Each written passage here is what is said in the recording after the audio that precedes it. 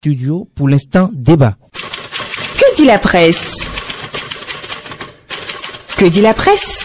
Retour en studio ce matin et pour l'instant débat, j'ai trois confrères en studio. Jacques Tchekpemi Awansou, il est du quotidien Le Matin. Jacques, bonjour, bienvenue dans Que dit la presse. Bonjour Samuel, bonjour chers auditeurs. Deuxième débatteur, il n'est pas habitué de ce studio, on a pu quand même le décrocher par ici. Nikez Azomaou, il est le directeur de publication du quotidien La Couronne. Nikez, bonjour. Bonjour chers auditeurs et bonjour à tous ceux qui font confiance à Cristal News. C'est un plaisir de vous recevoir aujourd'hui dans nos locaux. Martial Goliago, l'intrus qui connaît assez bien cette maison.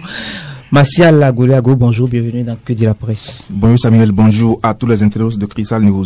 Le quotidien Nasiara titre ce matin commémoration de la fête de l'indépendance. L'ambassadeur Omar Aruna invite les anciens présidents Soglo et Yayi à la retenue. Quand on lit un peu le contenu de cet article, c'est qu'il dit clairement aux deux anciens chefs d'État de rester chez eux et de ne pas aller aux festivités. Martial Goliago. Au nom de quoi il le dit? Lui, il est aux États-Unis, les autres sont au Bénin.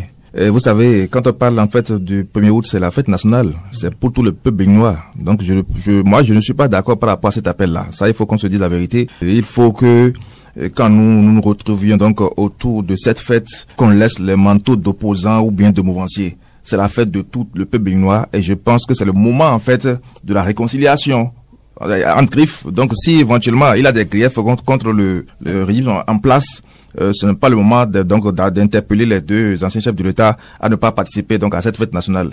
C'est vrai, lui n'est pas au Bénin, il est aux États-Unis, donc il faut qu'il laisse en fait l'ancien président Boni Yayi et le président Soglo venir vivre l'effervescence en fait de cette fête nationale qui nous concerne tous, au lieu de penser donc à intégrer la politique politicienne en fait pour les empêcher donc de venir célébrer cette fête là. Jacques Tchekpemi Awansou. Oui Samuel, je ne vois pas utile cette incitation à la guerre, sinon à la haine de la part de Omar et Akuma, c'est ça Aruna, voilà. Je ne permettrai pas d'applaudir cette pensée qu'il avance à l'égard ou à l'endroit des anciens présidents sous prétexte que Martial Goliago vient de le souligner. C'est une fête nationale et ce n'est pas une fête qui parle plus ou moins, sinon largement politique, mais c'est une fête qui parle de notre accession à la souveraineté politique. C'est donc tout le peuple béninois qui célèbre cette fête. Les présidents, les anciens présidents Yayi Boni, Nicéphore Dieudonné Soglo, ils font partie du peuple béninois. Ils sont donc des Béninois. Pourquoi ne pas vouloir qu'ils participent ou qu'ils soient présents à cette cérémonie qui marque d'ailleurs la célébration de notre accession à l'indépendance. Donc je ne vois pas utile, comme Martial l'a souligné, cette incitation de Omar Aruna selon laquelle les chefs d'État doivent, les anciens chefs d'État doivent se retenir et ne pas participer. Là, c'est une manière aussi de créer des frustrations au sein des Béninois. Et je peux même vouloir que la Cour en charge de la répression économiste et terroriste se charge de ce dossier. C'est un dossier qui porte atteinte à la souveraineté de l'État. Dire que, ou bien vouloir que les anciens chefs d'État ne participent pas à une fête qui demande leur présence d'ailleurs, même si ils n'ont pas reçu d'invitation officielle, ils sont appelés à marquer leur présence pour symboliser l'union, l'unité, la paix dont le Bénin a toujours fait preuve dans les autres pays. Ce n'est pas bien. Je demande à la CRIET de prendre ce dossier en charge. C'est très important.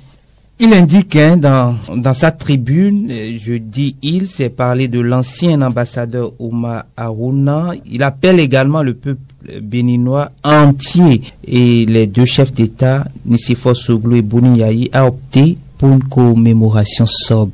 Je vous remercie Samuel pour m'avoir associé à ce débat qui, de mon point de vue, n'est pas seulement un simple rendez-vous pour venir se défouler intellectuellement, mais pour creuser de manière profonde les différents aspects des préoccupations de la société pour une convergence et pour une avancée de la démocratie. Je le dis, je fais cette clarification avant de revenir à la question essentielle, celle qui consiste à ce que le président Boni Yahi et son doyen Nicéphore Soglo ne soient pas impliqués dans la fête nationale. L'ambassadeur Oru Omar, je crois que c'est ça, hein? Omar Aruna. Oui. Il est le seul à savoir ce qui l'a poussé à jeter cette idée.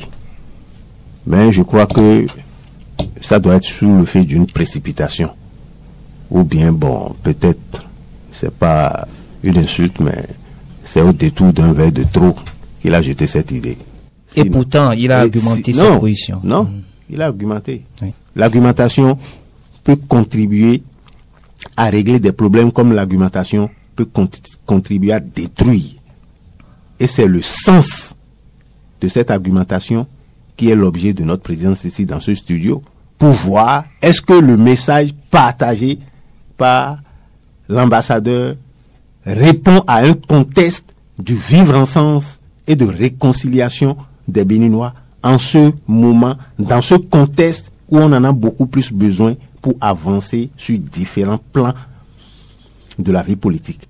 S'il demande au président Yahi Boni et Nicéphore Soglo de rester chez eux, de ne pas être impliqués, ça veut dire qu'il leur refuse le droit à la nationalité, alors qu'ils sont béninois.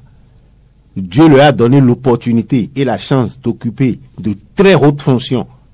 Ça veut dire qu'un jour, il peut se lever et demander à Yahi Boni et Nicéphore Soglo et aux autres béninois, quand on va entonner l'hymne national, de se taire. Je vois que c'est un peu maladroit cette façon de voir les choses. Et nous devons, quelles que soient nos positions, quel que soit l'intérêt personnel qui nous motive, nous devons privilégier l'intérêt national.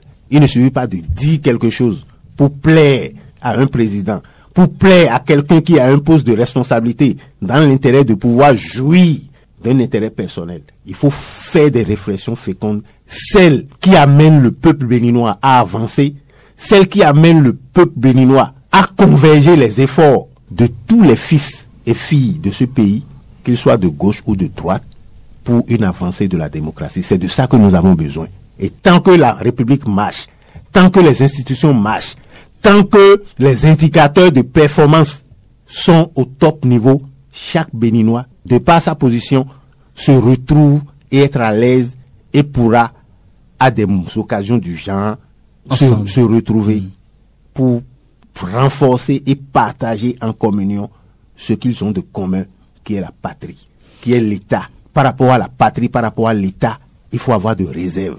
Pour l'ambassadeur Omar Aruna, la corruption, l'accaparement des richesses, l'insécurité, les attaques terroristes, les violations des droits de l'homme et autres répressions, la situation des prisonniers politiques et exilés sont des sujets de réflexion profonde. Il ne faut pas laisser ces sujets aller festoyer. Non mais écoutez, nous sommes dans une république sérieuse là. C'est vrai, il a évoqué des cas. Je pense que sous le régime Boni Yahi, où il était ambassadeur, il y a aussi certains cas similaires qu'il a évoqués. Mais on a chanté la rupture. C'est pas pour autant qu'il faut... Attendez, Boni Yahi n'est pas Patrice Talon. Chacun a sa manière de gouverner. Chacun a sa manière d'analyser comment orienter en fait la performance du gouvernement, n'est-ce pas? Alors à ce niveau-là, ici nous parlons en fait de la fête nationale. C'est-à-dire qu'il parle du Bénin, du peuple béninois, le peuple béninois tout entier. On ne parle pas en fait de la fête de l'opposition ou bien de la fête de la mouvance. Est-ce que vous voyez? Et je pense que cette occasion en fait est une meilleure occasion de réconciliation. Et qu'est-ce qui prouve que d'ici le 31 juillet prochain, que le chef de l'État ne gracie pas certains prisonniers politiques? Est-ce que vous voyez? Donc en lançant en fait ces appels du genre, ça remonte, comme l'a dit tout à l'heure mon cher frère Tchekomi, ça peut compromettre en fait, d'accord, la belle idée que le chef de l'État est en train de faire germer pour le 31 juillet. C'est un exemple très simple. Voyez-vous? Donc, il incite déjà à la haine de part, d'accord? C'est évite, en fait, de demander aux anciens chefs d'État de ne pas participer. C'est une manière, en fait, d'inciter à la haine. Ne voulons pas ça. Le premier, c'est une fête de réconciliation, c'est une fête nationale. Et il devait aller dans ce sens-là. Pourquoi ne pas, en fait, interpeller le chef de l'État, lui demander, Clémence, de libérer les prisonniers politiques au lieu de demander aux anciens chefs de l'État de ne pas participer? Est-ce que vous voyez? Non, moi, je ne suis pas d'accord par rapport à ça. Est-ce que vous voyez? C'est une manière, en fait, d'accord, de créer d'autres dégâts, d'autres conséquences, en fait, au sein de la nation. Surtout que, vous avez vu les actions que les présidents Boni Yayi et Nicéphore Diodone Soglo ont eu à mener ces derniers temps par rapport à la crise du Niger. Grâce à ces deux hommes, aujourd'hui, on est en train de trouver une solution, d'accord, et par rapport à la réouverture de la frontière au Niger. Et lui, il vient maintenant, en fait, mettre, je dirais, du sable dans la farine, en fait, pour créer de troubles. Je ne suis pas d'accord par rapport à ça. C'est pas bien. C'est pas bien. Nous sommes sur un chantier de réconciliation, sur un chantier de vivre ensemble, et il faudrait qu'il aille dans ce sens. Mais s'il ne veut pas aller dans ce sens, il va se taire et se reposer aux États-Unis d'Amérique. Jacques Tchekwemi, je crois que le chantier de la corruption, les détenus politiques, des exilés également, est-ce que c'est pas urgent de régler ces problèmes ou de festoyer? Moi, je ne vois pas le terme festoyer dans la célébration, en fait, du 64e anniversaire de notre accession à l'indépendance. Vous savez, la vie est bonne quand on est heureux. Mais elle est aussi heureuse quand on se voit, c'est-à-dire on communie ensemble, même si on a des divergences hier et qu'aujourd'hui on se revoit autour d'une même table. Qui ne connaît pas cette histoire de fermeture ou bien c'est emprisonnement, il va dire, du président Yayi Boni en son domicile propre pendant 40, combien de jours? 52 jours. Oui. Qui ne connaît pas cette histoire au Bénin ici? Et malgré ça, vous voyez le président Yayi Boni, il a tout laissé. Il s'est réconcilié avec le président Patrice Talon, histoire de trouver une solution pour la bonne marche de la République béninoise. Tout à l'heure, Marcel l'a rappelé. Il a conduit, il s'est fait accompagner avec l'ancien président Nicéphore Soglo pour aller tenir dialogue avec le président Tiani par rapport à la fermeture ou bien à la crise qui existe entre le Bénin et le Niger. De par leurs négociations, on a constaté que Tiani a envoyé des émissaires chez le président Talon. Ça voudra dire, ces deux présidents ont joué une partition qu'il faut nécessairement applaudir. À quoi bon dire qu'on ne veut pas les inviter ou mettre en avant histoire de corruption, histoire de ça, qu'ils descendent au Bénin? Lui, ambassadeur Omar Aruna là, dites-lui de descendre au Bénin. De ne pas rester à l'extérieur pour vivre ou bien pour faire parler de Bénin aux Béninois. C'est les Béninois qui connaissent le Bénin plus que lui. Qu'ils descendent aujourd'hui et maintenant pour savoir, pour vérifier si corruption dont il parle là, elle est toujours à la hauteur qu'elle était en 2016. Que le gars dit que les exilés politiques viennent répondre de leurs actes. Mais c'est où le problème? Si je quitte les locaux de la Radio Cristal et la police m'interpelle, je dois répondre de mes actes. Ça voudrait dire, j'ai fait quelque chose que ce n'est pas bon et que c'est contre la loi. Ce que l'ambassadeur Omar Aruna est allé dire, moi je dis que c'est un propos attentatoire, c'est un propos terroriste et que la criette doit s'en saisir. Ça, il faut que nous le soulignions. C'est tout, c'est mettre le feu, c'est-à-dire c'est mettre de l'essence en fait dans le feu. Mais il remet sur tapis la question du vivre ensemble également quand il demande qu'on libère les détenus politiques. Samuel, vous savez, si vous dites libérer les détenus politiques, je risque de faire croire au Bénin que nous voulons une chose et son contraire. Le gars fait mal. Et ce n'est pas bien pour l'État. On le prend, il subit la correction. Mais vous rappelez également le contexte, c'était en période électorale. Là, en période électorale, on sait ce qui se passe souvent sous notre pays quand on est en période électorale. En période électorale, vous savez qu'il y a des textes qui nous réglementent d'ailleurs. Ne pas mettre le peuple dans la rue pour aller contre les actions en période électorale.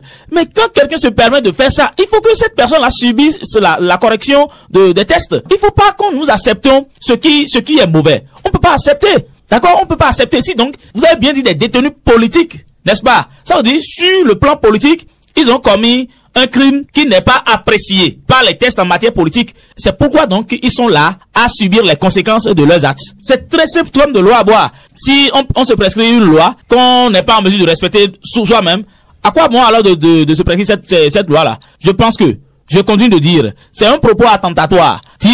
Inviter les chefs d'État, les chefs d'État à ne pas participer ou bien à ne pas marquer leur présence à la célébration des 64 ans de notre accession à l'indépendance, c'est mettre du feu, de l'essence dans le feu. C'est inviter le peuple à avoir le mauvais dans le bien. C'est célébrer 64 ans, c'est une joie. C'est une festivité. C'est se rappeler nos aïeux, c'est se rappeler les anciens présidents, c'est se rappeler les premiers actes posés après ou avant ou pendant même. C'est se rappeler qu'est-ce qui nous a amené là. C'est se rappeler ce que nous avions de plus cher au Bénin. La preuve, il y a le défilé militaire, c'est ça d'ailleurs ce qui est beaucoup plus remarquable. Et aussi le discours du chef d'État. Aussi la présence d'autres chefs d'État des autres contrées viennent nous voir. C'est déjà le symbole de la fraternité. Est-ce qu'au fond, on est frères au Bénin? On est frères au Bénin. On est frères au Bénin. Je donne un exemple palpable. Va au Togo tout près. Ou bien restons simplement au Bénin. Tu penses que quand tu vas toucher un Togolais, même si ce Togolais ne connaît pas celui que tu attaques, il va le laisser? Mais non, c'est pareil au Bénin. Le Bénin, nous sommes des frères. Si nous n'étions pas des frères, ce qui a lieu en 2019, ce qui a lieu en pendant les périodes électorales, je te jure, mon frère, nous allons, comme l'a dit l'autre, nous allons vivre dans le bain de sang. Ce qui n'a pas lieu. C'est pour te dire que le Béninois a peur de la vie de son proche. Il a peur c'est-à-dire de faire perdre son proche. Histoire, si bien que quand Martial est en telle situation, quelqu'un ne pourra pas le laisser. Quand Nikez est en telle situation, quelqu'un ne pourra pas le laisser. Même si je ne viens pas en aide à ces gens en toute matière, en toute nature, je suis sûr, je peux pas dire non. Je peux pas le laisser. C'est ça ce qui marque notre fraternité d'abord. Vous voyez? C'est ça ce qui marque notre fraternité. Et c'est pourquoi? Parce que le Bénin est en dégel avec le Niger. Il y a Ebony, Nisima Sogolo. Ils se sont pas laissés. Ils n'ont pas dit, bon, laissons-le le peuple, il n'a qu'à gérer lui-même. Mais ils se sont dit non, le Bénin d'abord. Ils se sont levés. C'est d'abord là le signe de notre fraternité. C'est le signe de notre union. C'est le signe de notre unité. Et donc, ne pas vouloir vivre ensemble, je te dis, peu importe la divergence, peu importe ce que les politiques vont créer entre nous comme Zizani. Quand c'est 1er août là, c'est la fête nationale. C'est une fête d'unité. C'est une fête de réconciliation. On peut se réconcilier. C'est vrai, non? On peut se réconcilier ce même jour, le 2 août. On va se plier encore sur nos différends que nous avions. Politique. Voilà. Nikez Azomaou. Oui. Sur la question. Non. Le fait quand même là, des prisonniers politiques, des exilés, des politiques également. Quand on voit un peu l'ampleur de la corruption sous le régime de Patrice Talon, est-ce qu'on n'est pas en droit d'être d'accord avec l'ambassadeur Omar Aruna? Non. Ça dit, il faut pas, ne mélangeons pas les pédales. Il faut mettre chaque chose à sa place. La question, ou bien le dossier, Rekiat Magodougou, Joël Aïvo et consort, est un dossier particulier. Et il faut l'aborder avec la stratégie qu'il faut. C'est peut-être faire l'affront à la justice que de dire que ces personnes ou personnalités placées sous mandat de dépôt, condamné par ailleurs, et condamné par ailleurs, ne mérite pas de l'être. Mais je ne peux pas me prêter à ce jeu. Parce que, quelle que soit la position de chacun, il répondra de ses actes au moment opportun. Il y a des juridictions qui ont rendu des décisions et qui se sont rendues des années après qu'il y a eu des erreurs. Il est vrai, ceux qui ont subi, ceux qui ont fait les frais de cette décision à l'époque, la réparation n'est pas toujours à la taille du préjudice. Mais il faut laisser le temps au temps. Tout le monde sait et apprécie selon qu'il est à droite ou à gauche la présence de Joël Aïvo et Rekiat Magoudou et consorts dans les différentes prisons du Bénin.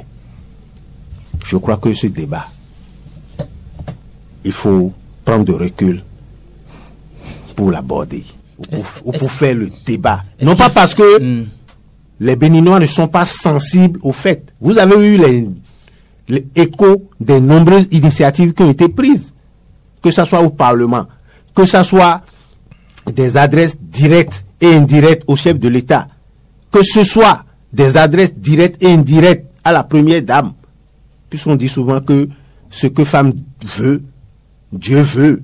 peut-être que quand Marguerite aurait parlé à son époux, il va céder et libérer ces détenus dont on parle pour que la paix, la cohésion sociale se renforce davantage. Mais on n'en est pas encore à cette réalité.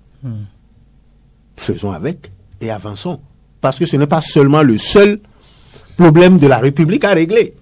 Mais c'est un problème aussi crucial. C'est un problème crucial et important. Je sais, être privé de liberté, il faut ne pas vivre cela de quelque manière que ce soit pour dire non, que ça ne veut rien dire. Si, autant que nous sommes ici, nous n'avons pas le plaisir de nous déplacer, de faire ce qu'on veut au moment où on en a besoin, et que pour aller faire un besoin, quand un besoin se fait sentir, il faut d'abord avoir des autorisations, même dans des conditions où vous êtes malade, où on vous refuse l'accès de votre médecin spécialisé. Vous avez vu celui qui est décédé, c'est Radi Latif ou non? Exactement. Donc, quand on en arrive à cette situation, on se demande où allons-nous. Mais voilà que nous sommes déjà en face de la réalité. Il faut prendre de recul. Le plus fort ne sera jamais fort et éternellement fort. Il y a un temps pour tout. Et toute chose a une fin. On a vu le régime Kérékou pendant la période révolutionnaire. On a vu Kérékou après le renouveau démocratique. Mais quand on compare les gouvernances aujourd'hui, Kérékou est resté gravé dans la mémoire de tous. Puisque quand on va au fond des faits et actes qui étaient posés, Kérékou n'était qu'un prétexte. C'est ceux qui étaient autour de lui qui faisaient preuve d'un abus de pouvoir parce qu'ils avaient des intérêts personnels à tout prix à sauvegarder, parce qu'ils voulaient à tout prix régler des comptes. C'est pourquoi je dis, dans toute chose, il faut y mettre le bon sens. Quand on parle de corruption, la corruption dont parle l'ambassadeur, je ne dirais pas qu'il a tort, mais je ne dirais pas qu'il a aussi raison sur toute la ligne.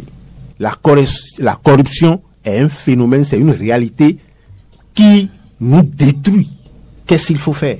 Cela me replonge toujours dans ma manière de m'exposer sur ces questions, que tout est une question d'éducation. Parce que quand, depuis la maison, on dépose un repas, et qu'au lieu de demander, tu passes par derrière pour aller chercher, et qu'on ne te montre pas que non, ne fais pas ça. Quand on veut, on demande et on donne. Ça commence depuis la maison. Et les cursus que nous faisons du point de vue de l'éducation, que ce soit au primaire, au secondaire ou à l'université, on nous sent. On renforce cela.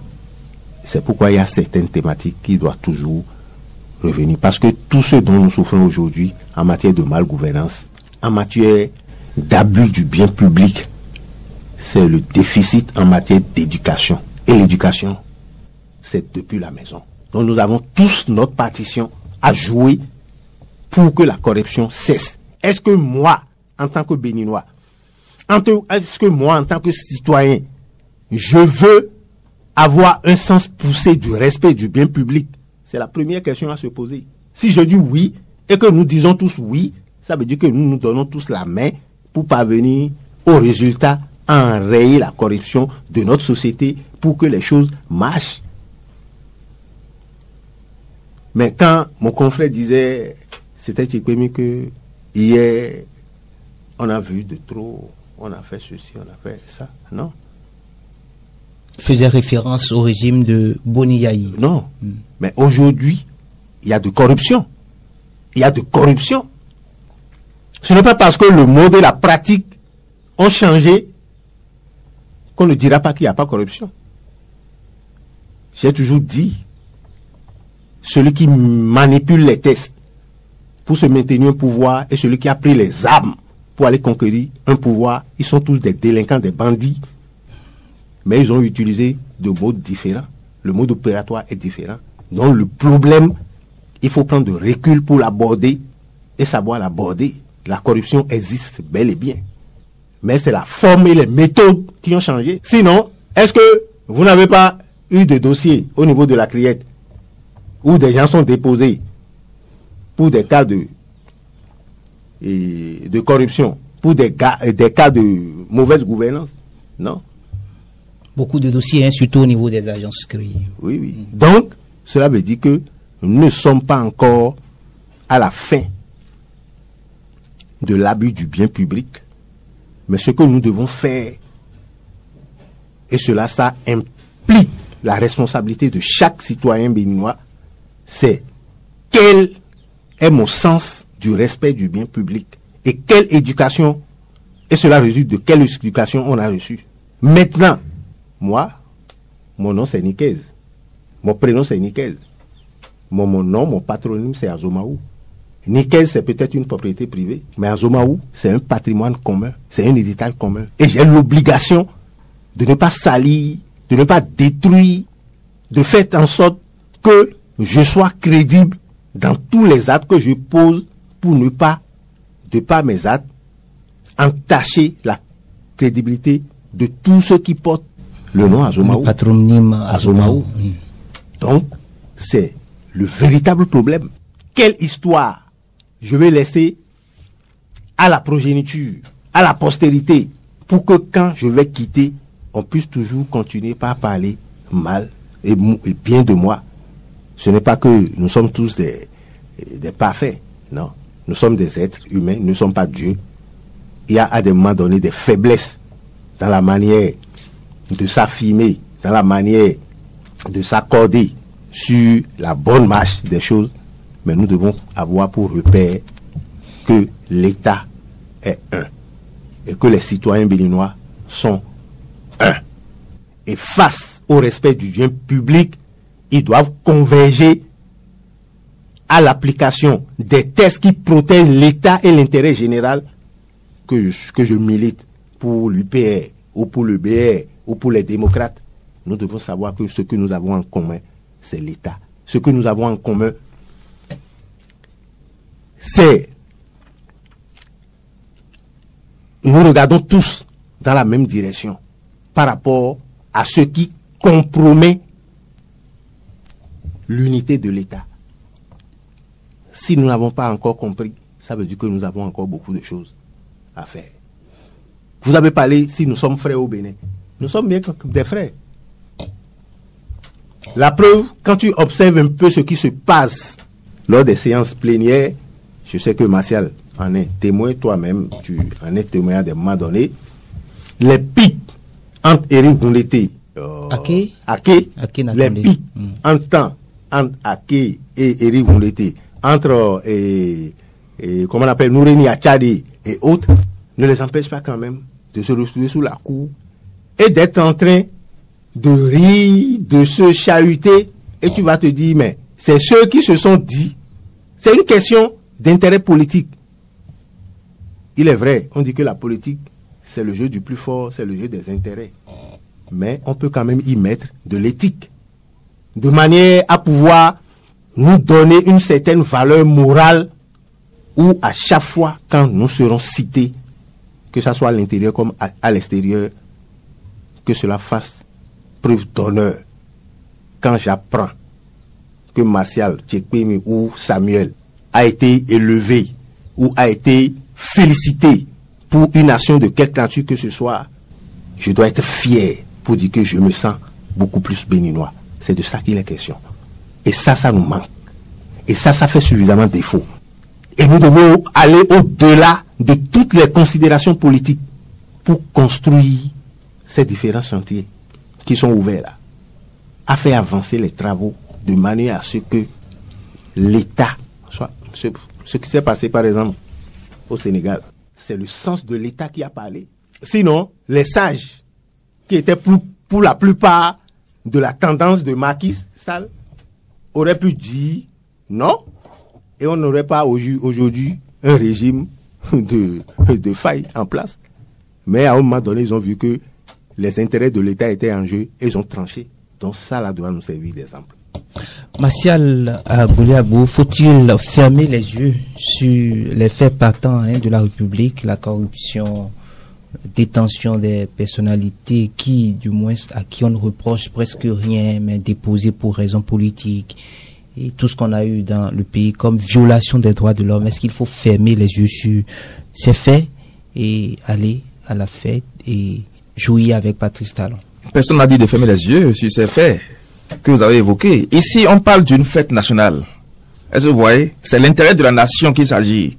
Voyez-vous? Ce n'est pas l'intérêt d'un mouvancier ou bien d'un opposant. Non, on parle en fait de la fête nationale.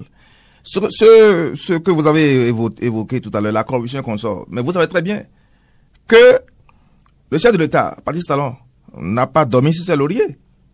Et il a créé. Pourquoi il y a la criette, en fait? vous savez très bien. Il y a des brebis galeuses, en fait, qui sont toujours tapis dans l'ombre et qui cherchent toujours à détourner. Mais les conséquences sont là. Là où vous allez constater même que le chef de l'État, Patrice Talon, n'a pas d'amis. Vous avez vu aujourd'hui que la majeure partie de ceux qu'on envoie en prison sont de son camp. Ou bien vous ne voyez pas ça? La majeure partie de ceux qu'on envoie en prison aujourd'hui, c'est ceux qui sont dans son camp. Ceux qui l'ont nommé directeur consort. Ça veut dire qu'ils ne le protègent pas. Donc il y a une avancée également dans cette lutte contre la corruption. On ne peut pas dire en fait qu'ils protègent, d'accord, ces gars qu'il a placés là. Quand ils font leur gaffe, ils se retrouvent automatiquement devant la criette et on les envoie en prison. Mais ils ne peuvent qu'aller qu'en prison, puisque ils partagent seuls la gestion du pouvoir. Mais c'est ça. Oui, mais donc ne vous attendez pas à avoir un opposant en prison, puisque l'opposant n'a pas assez au poste de responsabilité. L'opposant est exclu du partage. Oui, c'est pour vous du dire... gain politique. Voilà, c'est pour vous donc, il faut comprendre. Mais pourquoi alors ceux qui sont dans son camp font cette bêtise? Et il faut y voir. C'est les petits... Non, c'est les petits morceaux. C'est grave. C'est les petits morceaux. Mais c'est les petits morceaux. Et ceux qui sont dans les qui font plus que ça, et qui ne sont pas inquiétés. C'est dommage. Je ne dis pas que la justice ne fait pas son travail. Je ne dis pas que le président Patrice Talon n'a pas la détermination d'en finir avec la corruption. Même cette détermination est mise en cause par le président du FONAC, parce que jusqu'à là où nous émettons là, le contrat qu'il eut le Bénin, le port ou les Belges, on n'a pas idée du montant. L'asphaltage dont on parle assez, on n'a pas le montant de l'asphaltage. L'asphaltage coûte combien aux Béninois? On ne sait pas. Non, mais vous voulez avoir tous ces détails. Oui, c'est pourquoi on doit aller encore à la refondation. Qu'est-ce qui vous a motivé à l'époque? Ou bien qu'est-ce qui nous a motivé à l'époque à nous ruer vers la rupture? Patrice Talon est venu avec des valises d'argent et qu'avec uniquement son argent, il va développer le Bénin. C'est ça. Et ceux qui ont fait et qui ont dressé le beau drap à cette idéologie sont encore là aujourd'hui. C'est la question qu'on devait leur poser. C'est mais pourquoi vous nous avez dit si et aujourd'hui se pose tant? Patrice Talon ne mettrait pas sa fortune à la disposition de la nation béninoise. Il tirera ressources de ce que le contribuable met à travers les impôts et les différentes taxes pour bâtir la nation. Et tant qu'on ne va pas comprendre ça comme ça, on sera toujours dans les errements. On sera toujours dans les errements. C'est pourquoi je disais que ce n'est pas que, je ne dis pas qu'il manque de détermination. Même dans cette détermination, il y a quand même 2 poids 2 mesures. Pourquoi c'est ainsi? C'est à lui de savoir, puisque je ne suis pas dans le secret. Voilà un peu la question. Martial, vous poursuivez. Oui, mais déjà, à côté de la rupture, il y a le nouveau départ. Maintenant, quand on cherche aujourd'hui à centrer la balle du côté Insou Y, il y a des couacs, c'est vrai, qu'il faut corriger. C'est pourquoi j'ai dit que chaque président, en fait, a ses idéologies de gouvernance. Mais c'est vrai, on a constaté, comme l'a dit tout à l'heure le doyen Nikez Azomaou, que c'est vraiment, en fait, ceux qui sont dans le camp du président Patrice Talon, en fait, qui, je dis toujours qu'ils sont en train de ternir son image. Parce que là, effectivement, le détournement est ambiant. Qu'est-ce qui se passe, en fait, à ce niveau-là? Voilà un chef d'État qui a la vision de combattre véritablement la corruption. Mais au même moment, ce sont ses proches, en fait, qui tous les jours se retrouvent, en fait, devant la criette pour se retrouver en prison. Il y a un problème là.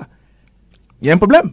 Ça veut dire que, comme l'a dit un artiste, il faut soigner la tête de la tête.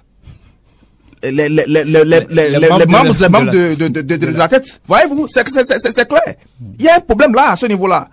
Mais il ne concourt pas, en fait, à la vision, à l'idéologie du chef de l'État, qui consiste, en fait, à mettre fin à la corruption. Mais malheureusement, c'est ambiant. Donc, il y a un problème à ce niveau-là. Ça, c'est très important. Donc, c'est pour vous dire, en fait, que ce qu'a dit Omar Harouna n'est pas opportun.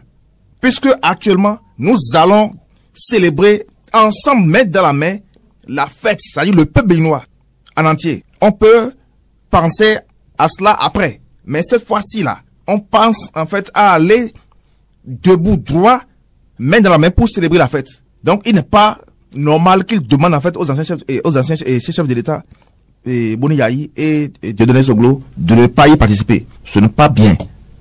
Martial, je reste toujours avec vous. Pour vous, quelle serait l'implication de ce discours de Omar Harouna sur l'élan de Boni Yayi, de Soglo, qui aujourd'hui, quoi qu'on dise, sont un peu pris par l'élan patriotique de résolution des crises à l'interne comme à l'externe? Vous voyez, tout à l'heure, mon cher frère a parlé de Boni Yayi, qui a pardonné. C'est un homme de Dieu. Il a le cœur pur. Avec tout ce qu'il a subi, il a laissé de côté parce qu'il pense en fait au développement de la nation, à l'intérêt général de la nation. Il veut que tous les fils du Bénin, d'accord, soient unis et restent toujours dans la dynamique de vivre ensemble. C'est ça la logique des choses. Sinon, il pouvait tourner dos et quitter même le pays, aller se reposer ailleurs, sans penser même au Bénin. Est-ce que vous voyez? Mais il s'est dit non, je dois militer pour que le vivre ensemble, d'accord, devienne en fait le socle du développement au Bénin. Et il a fait ainsi. Le président Soglo, vous voyez son âge, mais il continue toujours d'animer la vie politique pour ramener en fait la paix, la réconciliation entre tous les frères. Et je pense que nous qui sommes en fait les fils de la nation, nous devons grimper, d'accord, sur ce chantier de vision des anciens chefs de l'État pour qu'il y ait véritablement la paix au Bénin. Mais si éventuellement chacun tire le droit de son côté pour dire attention, nous allons lancer des pics et pour qu'il y ait des divisions qu'on sort, je pense que ce n'est pas bon pour la nation béninoise. Ça c'est clair, c'est sincère. Il faudrait que les gens, ceux qui sont tapis dans l'ombre, surtout ceux qui sont à l'extérieur, parce qu'il n'est pas au Bénin, s'il était au Bénin, il n'allait pas se comporter ainsi. Il faudrait qu'ils orientent en fait leur vision derrière et celle donc des anciens chefs de l'État pour que ce qu'ils veulent effectivement pour la nation, que ce soit vraiment porté en triomphe. Parce que je le dis pourquoi. J'ai même souhaité.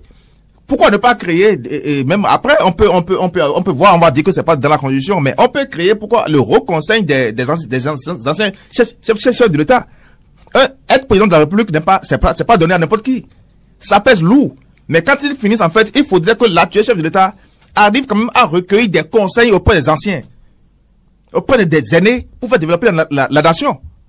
Et il a même évoqué cette idée lorsqu'il a rencontré les deux chefs d'État en temps, pour dire désormais, en fait, il faudrait qu'il y ait un cadre de concertation, comme ils seront comme des sages qu'on va consulter. Donc c'est déjà bien. Donc il ne faudrait pas que certains restent dans leur coin pour envoyer des pics pour diviser. Nous ne sommes plus là pour diviser. Nous sommes là pour construire ensemble la nation béninoise. Jacques Tchekpe-Meransou, ces propos peuvent-ils émousser l'ardeur de Boni Yayi et de Nicéphore Soglo à continuer la résolution des problèmes qui s'opposent à la vie communautaire du Bénin? Je crois que ce ne serait pas possible. D'accord, que ces propos émoussent l'ardeur.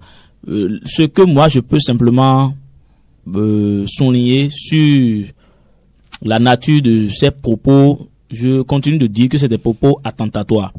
Connaissant le chef de l'État, l'ancien président, docteur Boni Yayi, je sais qu'il est un homme de Dieu, et Martial vient de le souligner, qu'il concède ce pardon, un nouveau pardon, à cet ancien ambassadeur, ce supposé Omar Harouna. Qu'il lui concède un pardon. C'est un propos dépréciatif, qui ne va même pas à l'encontre de la qualité présidentielle de Boni Yayi, ni à la qualité présidentielle de Nicéphore Dieudonné Soglo. Il faut qu'un bilan soit fait sur ce propos-là, ou sur ces propos. Il faut qu'un bilan soit établi, histoire de taper du coin sur la table. Il faut pas qu'on accepte que des gens de leur coin politique donnent des orientations de la sorte. C'est mortel, c'est véniel. Quand un citoyen béninois, même vivant à l'extérieur de son état, demande à son frère, c'est comme je dis à mon jeune frère de ne plus saluer maman, celle qui nous a mis au monde. Peu importe la situation. Ça, ce n'est pas un bon conseil. D'accord? Ce n'est pas un bon conseil qu'il faut donner en tant que citoyen. Ce n'est pas une bonne orientation qu'il a faite en tant qu'ambassadeur de la République, même s'il ne l'est plus. En tant qu'ambassadeur honoraire, ce n'est pas une bonne orientation. Qu'elle soit politique, qu'elle soit orientation morale, qu'elle soit orientation de je sais pas de quelle nature. Ce n'est pas la bonne orientation. Ce qu'il aurait peut-être souhaité, ce qu'il aurait peut-être orienté, c'est de vouloir de ces deux hommes qu'il demande de ne pas participer, c'est de vouloir de ces deux hommes-là qu'ils prennent peut-être pas le chemin qu'ils avaient oublié pour la libération, d'accord, de ces détenus politiques dont vous parlez, pour la visibilité dans la gestion financière au sein du gouvernement en place. Mais vouloir que ces gens ne viennent pas célébrer ou ne marquent pas leur présence, c'est véniel, c'est mortel, c'est un péché contre l'État béninois. Et la criette doit s'en saisir. Lesquels, Azomaou? Oui, je dirais que les anciens présidents, Nicéphore Dieudonné Soglo et Thomas Boni Yayi, sont suffisamment responsables et matures pour ne pas tomber dans le piège de la manipulation, pour ne pas tomber aussi bas. Vous pensez que Harouna est manipulé? Quelqu'un qui a perdu le sens de l'unité nationale, le sens de l'intérêt général, celui-là est manipulé. Puisque ce que nous avons de commun qui nous est cher et qui pourrait nous permettre de marquer notre indépendance sur tous les plans, c'est l'État. Et l'État ne peut pas exister sans une unité. Donc il faut une unité de tous les fils et filles et de toutes les filles de la nation pour bâtir l'État. Donc face à l'État, on ne recule pas. Quelqu'un qui ne voit pas les choses dans ce sens est dans le décor. Ce n'est pas parce que j'apprécie cette manière de réfléchir de l'ambassadeur aujourd'hui que lui-même, de par sa position, n'est pas un bon citoyen. Mais s'il écoute cette émission, il ne doit pas prendre pour adversaire ceux qui ne sont pas allés dans le même sens que lui, ceux qui n'ont pas apprécié ses propos.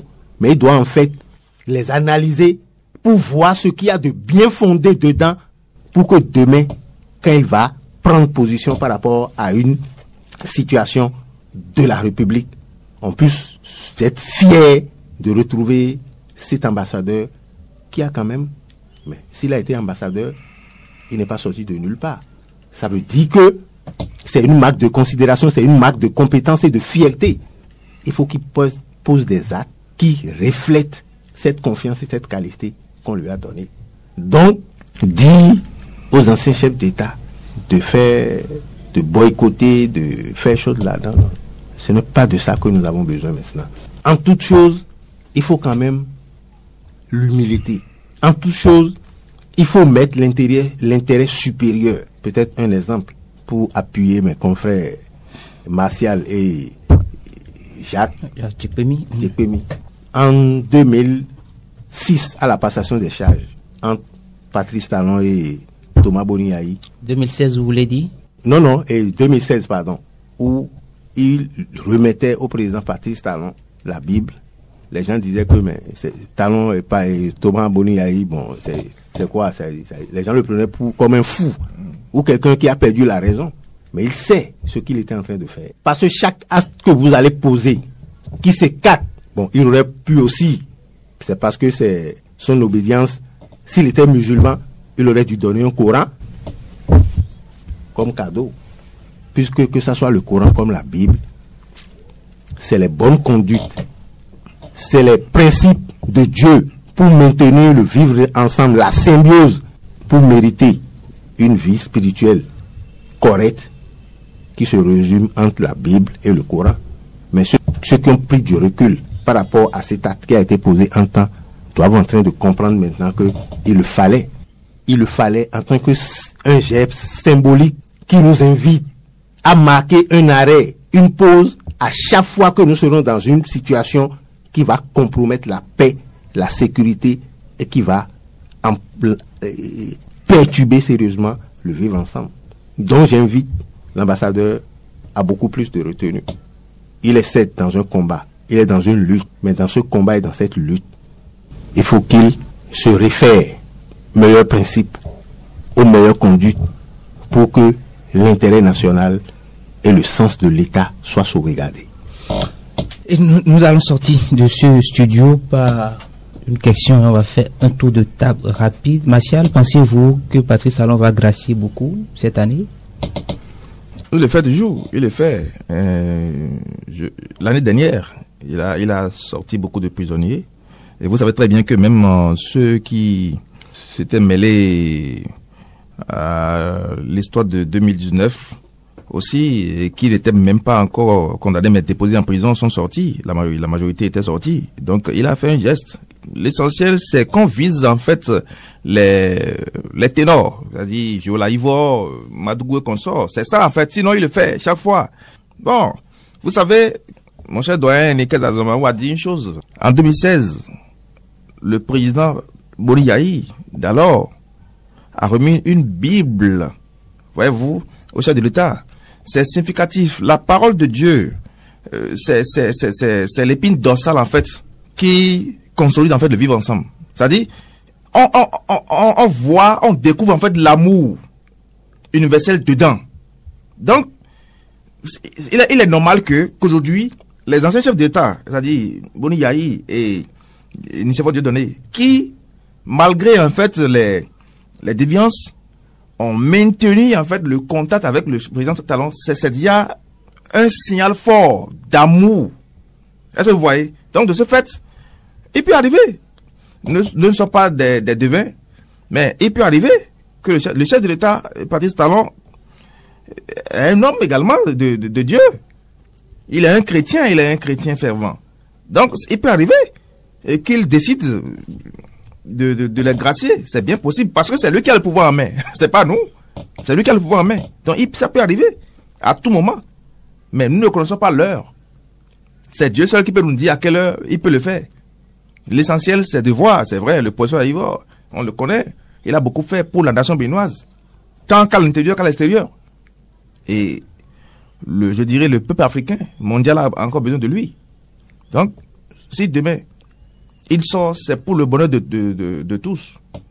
Est-ce que vous voyez? Donc je pense que le père de la nation est le père de tout le monde, comme on le dit.